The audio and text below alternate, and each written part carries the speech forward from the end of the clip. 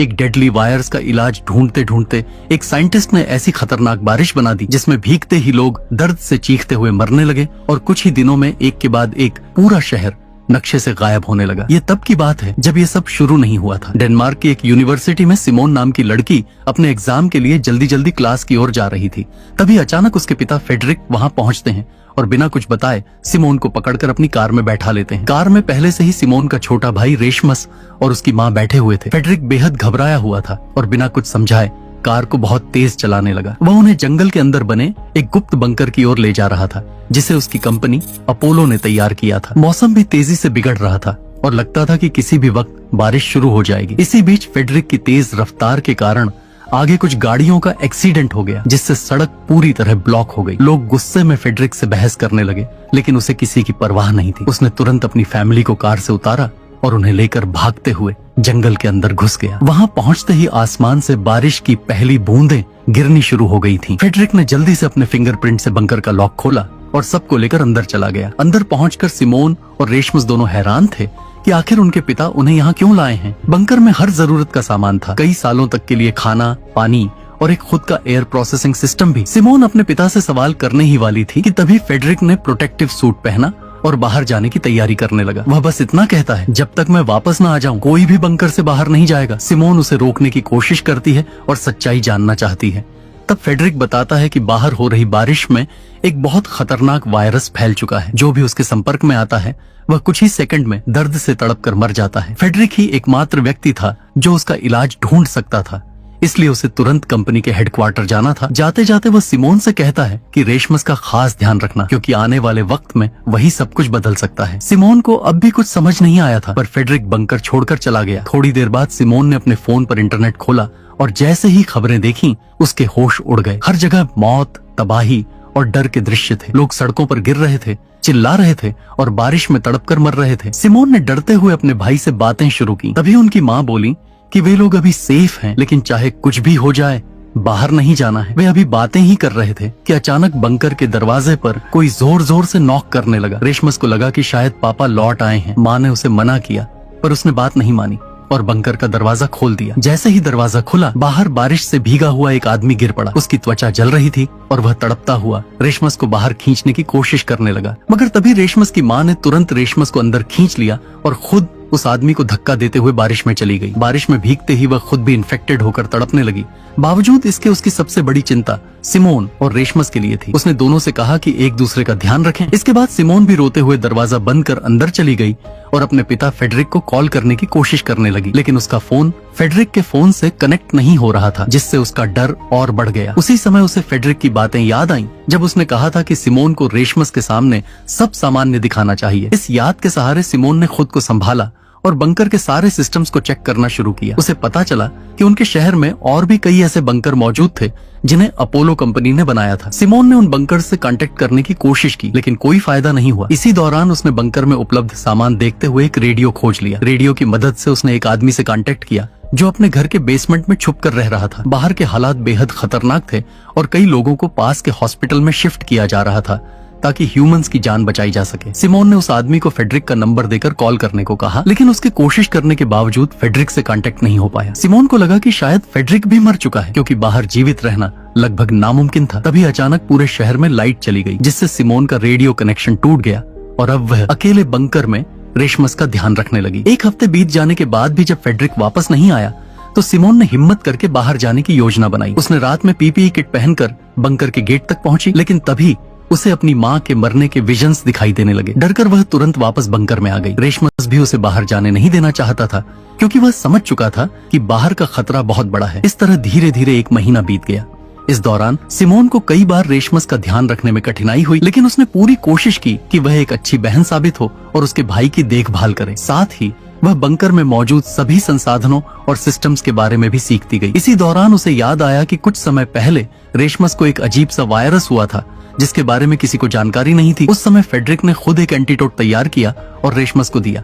बाद में फेडरिक की कंपनी को भी इस वायरस की जानकारी मिली और उन्होंने फेडरिक से पूरी रिपोर्ट सबमिट करने को कहा। सिमोन को शक होने लगा कि शायद यह वायरस फेडरिक ने ही बनाया होगा। अब तक लगभग 6 साल बीत चुके थे, लेकिन फेडरिक के बारे में सिमोन को कोई जानकारी नहीं थी। रेशमस भी अब बड़ा हो चुका था और बाहर जाकर खाने की तलाश करना चाहता था, क्योंकि बंकर में उनका खाना बहुत कम बचा था। सिमोन ने पहले तो मना किया, लेकिन फिर सोचा कि खुद जाकर खतरे का जायजा लेना जरूरी है। रात के समय जब रेशमस सो गया, सिमोन ने पीपीई किट पहनकर बंकर के बाहर निकलने का फैसला किया। बाहर निकलते ही उसे अपनी माँ के विजन्स दिखाई देने लगे, लेकिन इस बार उसने खुद को संभाला और आगे बढ़ी। बाहर आकर उसने देखा कि उसकी माँ का शरीर अब केवल कंकाल बन चुका था। पास में एक हिरण खड़ा था, जिसे देखकर सिमोन आगे बढ़ी। सड़क पर कई कारें खराब हालत में पड़ी थीं और चारों तरफ जंगल उग चुका था। सिमोन ने उन चीजों पर ध्यान नहीं दिया और अपने उद्देश्य की ओर बढ़ती रही। वह उस हॉस्पिटल तक पहुंची जहां लोगों को सुरक्षित रखा गया था। कई बार आवाज लगाने के बाद भी वहां कोई रिस्पांस नहीं मिला। फिर जब सिमोन अंदर जाकर देखती है तो वहां का नजारा पूरी तरह से तबाही में बदल चुका था। चारों तरफ हर चीज बर्बाद पड़ी थी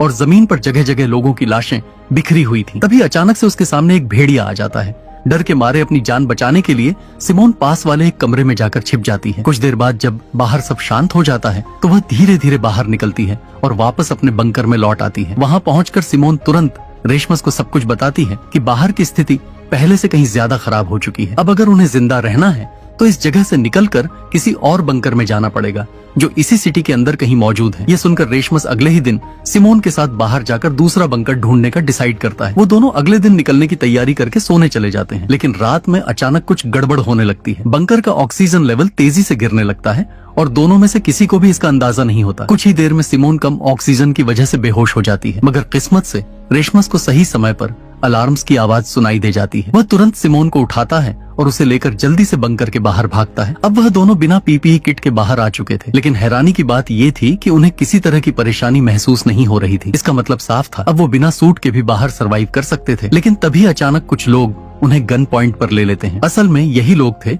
जिन्होंने सिमोन को पहले बाहर घूमते हुए देखा था, और जब वह वापस बंकर में लौटी थी तो इन्हीं लोगों ने उनकी ऑक्सीजन सप्लाई को बंद कर दिया था, ताकि दोनों को होस्टेज बनाकर अंदर का राशन लूटा जा सके। वो लोग सिमोन और रेशमस को गन पॉइंट पर अंदर के एक कमरे में बंद कर देते हैं और खुद बंकर में खाने पीने का सामान ढूंढने लगते हैं। लेकिन क्योंकि सिमोन और रेशमस का राशन पहले ही खत्म हो चुका था, उन्हें वहाँ कुछ भी नहीं मिलता। ये देखकर उनका लीडर मार्टिन गुस्से में आकर सिमोन और रेशमस को बंद करके वहाँ से जाने लगता है। अब अगर वो अंदर ही बंद रहते तो उनकी जान पक्की चली जाती। इसलिए सिमोन एक गिलास पर लिखकर बताती है कि उसे पता है कि खाने का स्टॉक कहाँ मिल सकता है।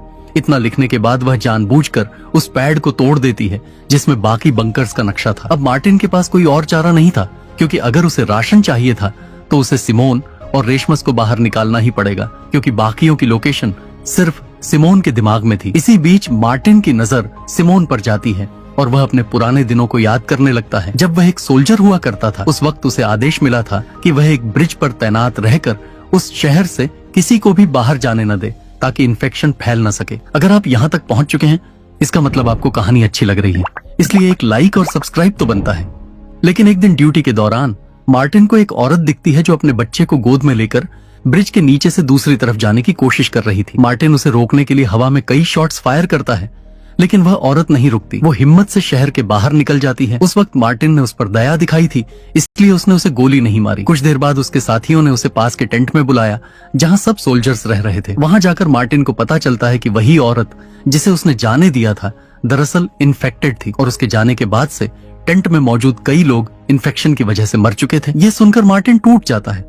उसके आखिरी साथी की मौत के साथ ही उसका सब्र भी खत्म हो जाता है। उसी पल उसने ठान लिया कि अब वह कभी किसी पर भरोसा नहीं करेगा, चाहे वो किसी भी हालात में क्यों ना हो।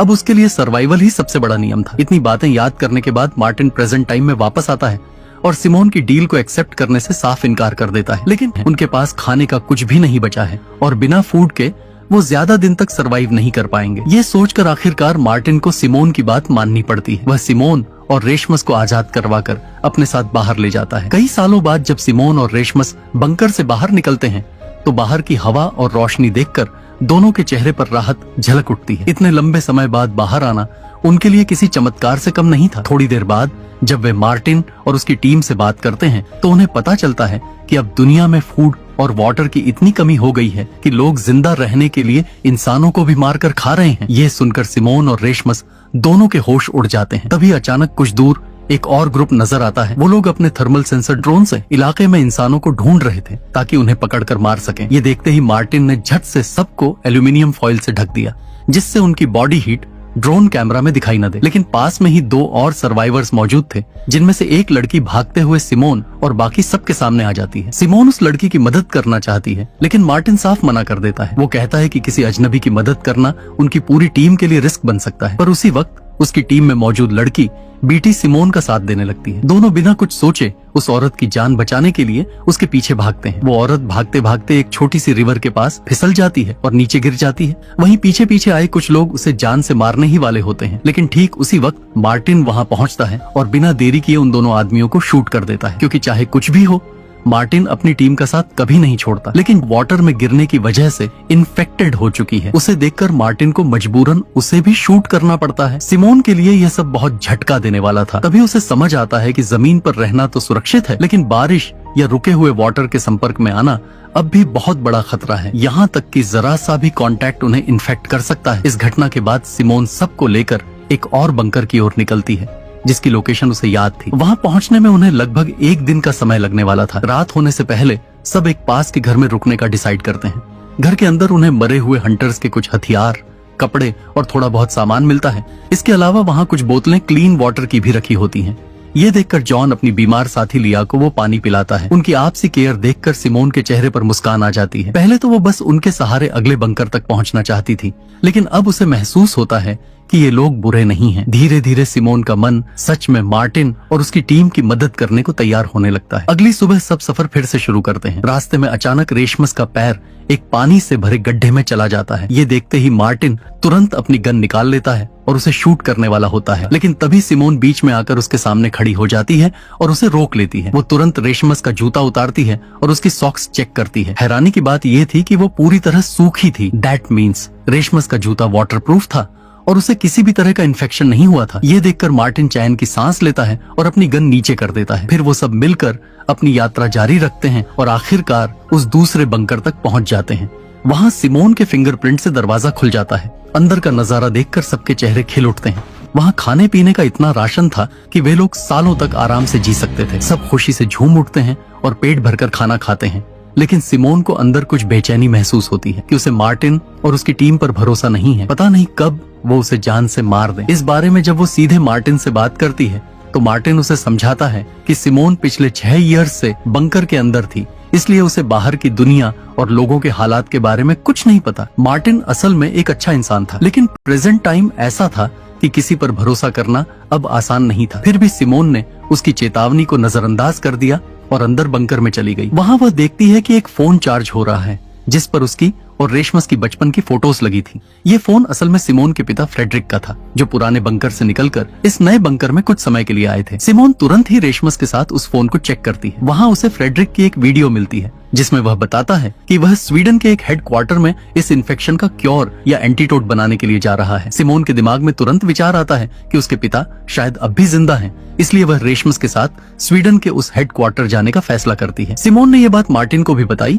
और उम्मीद थी कि मार्टिन उनकी मदद करेगा, लेकिन मार्टिन साफ मना कर देता है। उसका कहना था कि बंकर में उन्हें कोई खतरा नहीं था, जबकि स्वीडन के हेडक्वार्टर तक पहुंचने के लिए उन्हें शहर के बीच से गुजरना पड़ेगा, जहां कितने हंटर्स छिपे होंगे। मार्टिन सोचता था कि ये बहुत रिस्की हो सकता है। मार्टिन ये भी सोचता था कि वैसे भी फ्रेडरिक की वीडियो 6 साल पुरानी थी और शायद अब तक उसकी डेथ हो चुकी होगी। अगर वह एंटीडोट बनाने में सफल हो गया होता तो मार्टिन को इसके बारे में जरूर पता चल जाता, लेकिन सिमोन ने उसकी बात को नजरअंदाज कर दिया और कुछ दिन का राशन लेकर रेशमस के साथ बंकर से निकल गई। बीट भी जॉन और लिया के साथ उनके पीछे चलने का डिसाइड करती है, क्योंकि वह सच में सिमोन का साथ देना चाहती थी। लिया खुद यह समझ चुकी थी कि सिमोन की वजह से ही वह इस बंकर तक आकर सुरक्षित हो पाई थी। वैसे भी पहले मार्टिन और पैट्रिक खुद भी लिया, जॉन और बीट को जान से मारने वाले थे। असल में उस वक्त वो तीनों मार्टिन और पैट्रिक को नहीं जानते थे और केवल एक ही ग्रुप में फंसे हुए थे। मार्टिन और पैट्रिक ने उन्हें लूटने के इरादे से पकड़ा था और बीट ने अपनी जान बचाने के लिए उन्हें अपने एक छिपे हुए अड्डे के बारे में बता दिया। वहाँ उन्होंने काफी दिनों तक फूड रखा हुआ था। मार्टिन उन 5 के साथ उस जगह पर जाता है। वहाँ वे सभी मिलकर खाना खाते हैं और सच में उन्हें साथ रहकर काफी अच्छा लगता है। रात में बीट मार्टिन से अनुरोध करती है कि वह उन्हें प्रोटेक्शन प्रोवाइड करे। मार्टिन उस पर मान जाता है और तब से ही वे सभी साथ रहते हैं। प्रेजेंट टाइम में सिमोन और रेशमस को यह नहीं पता था कि जॉन, लिया और बीट उनके पीछे आ रहे थे। वे शहर के पास पहुंचते हैं। रास्ते में उन्हें एक बस दिखाई देती है जो आगे के रास्ते को ब्लॉक कर रही थी। दोनों थक चुके थे, इसलिए बस में थोड़ी देर आराम करते हैं, लेकिन थोड़ी देर बाद उन्हें बाहर कुछ लोगों की परछाई दिखाई देती है। दोनों डर से वहीं सन्न रह जाते हैं। तभी पता चलता है कि वो लोग बीट, जॉन और लिया थे। सिमोन को बहुत अच्छा लगता है और वह उन्हें बंकर में सुरक्षित रहने के लिए कहती है, लेकिन तीनों तय कर लेते हैं कि सिमोन के साथ ही रहना है। वे पास के किसी सुरक्षित स्थान पर पहुंचते हैं और खाना खाने लगते हैं, लेकिन तभी वहाँ बहुत सारे हंटर्स आ जाते हैं। उन्हें तुरंत वहाँ से निकलना पड़ता है। भागते हुए सिमोन अलग हो जाती है और रोड पर एक जाली के पास पहुंचती है जिस पर कई मिसिंग पर्सन्स के पोस्टर्स लगे हुए थे। ये देखकर सिमोन को बहुत बुरा लगता है। जाली की दूसरी तरफ वह एक छोटा बच्चा देखती है जो अकेला था। बारिश जल्दी ही शुरू होने वाली थी। अब उनके साथ क्या होगा और क्या यह सब बारिश होने से पहले किसी सेफ जगह में पहुंच भी पाएंगे या नहीं, जानने के लिए लाइक और सब्सक्राइब जरूर करें। मिलते हैं अगले